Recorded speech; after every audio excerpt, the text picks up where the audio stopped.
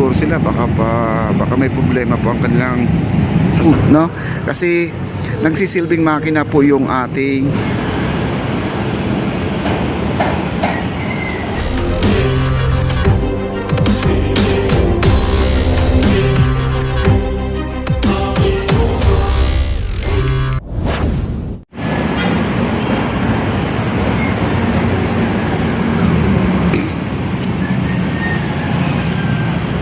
wow.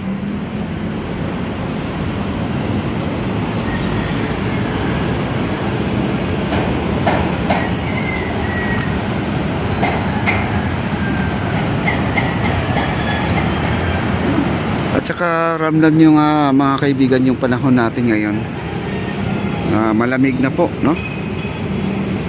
Ayan po ang ating DENR, no? PARC mo.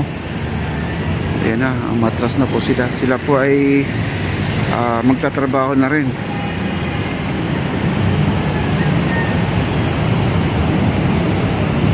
Ayan, matras na po sila. Sila po ay papuntang Makati yata sila.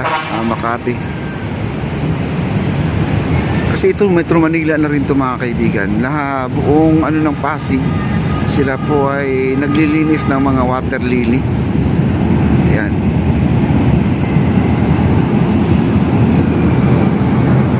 Kaya po ipaalis na po sila. Ayan. Ayan, matras na po.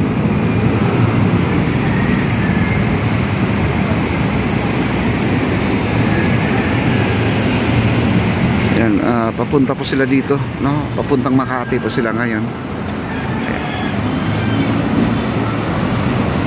At meron pang dadaan dito. Hindi ko alam kung ito ay Philippine Coast Guard or Army, no? May parating na galing po ng Malacanang. Kasi yung Ayala Bridge na yan, next na yan ay Malacanang na po yan. Kaya madali lang po. Malapit lang po tayo sa may Malacanang mga kaibigan.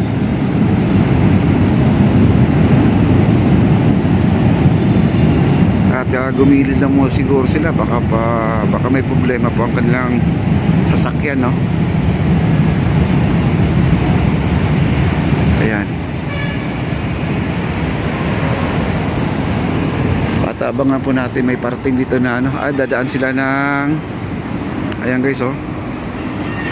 Ayan. Parating na po dito. Dadaan yata sila ng Philippine Coast Guard, no?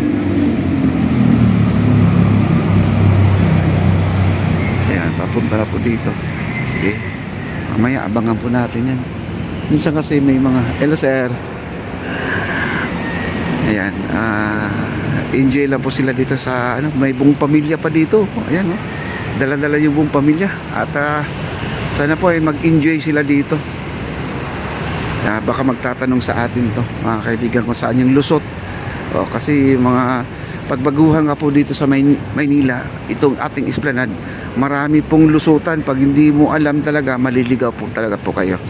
Ayan po sila sir. Ayan. Ay, hindi naman sila nagtanong, no? Okay lang po yan. Ayan yung mga mangga natin dito guys. Inilagaan na po nila, binalot po nila. Daming bunga, oh. Wow.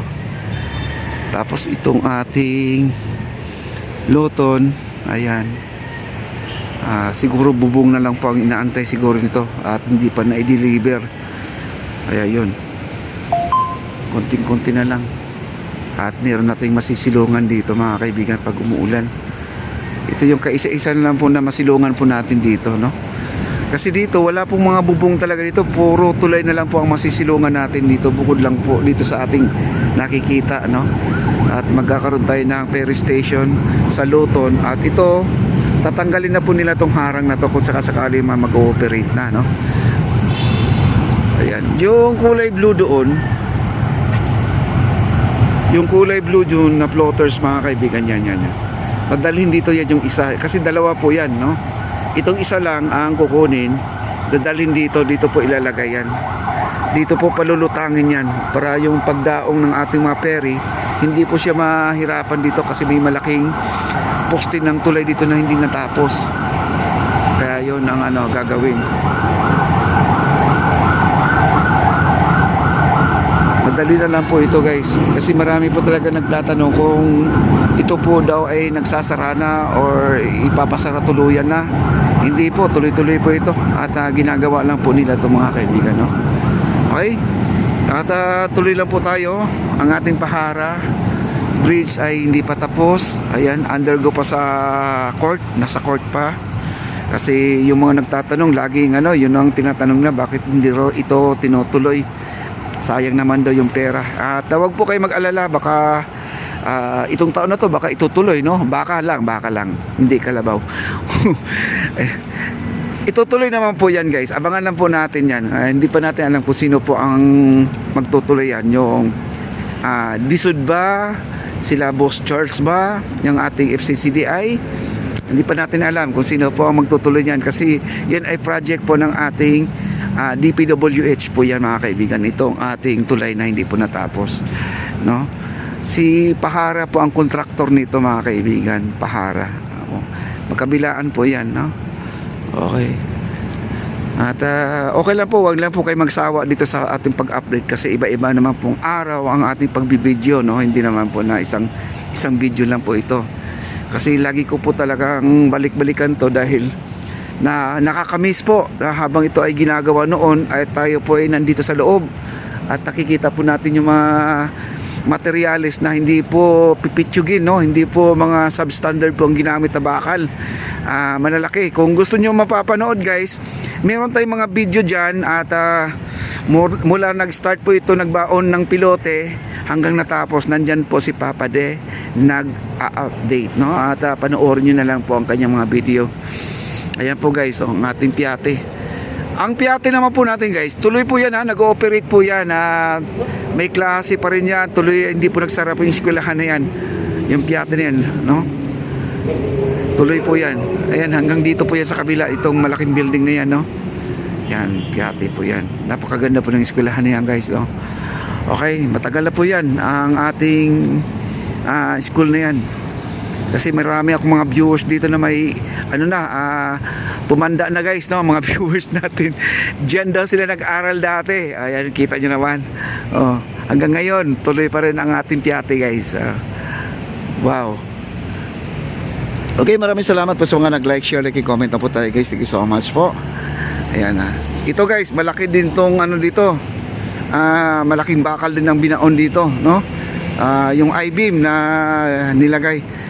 Matibay ka talaga itong ginawa nila. Itong ating FCCDI, grabe guys, no?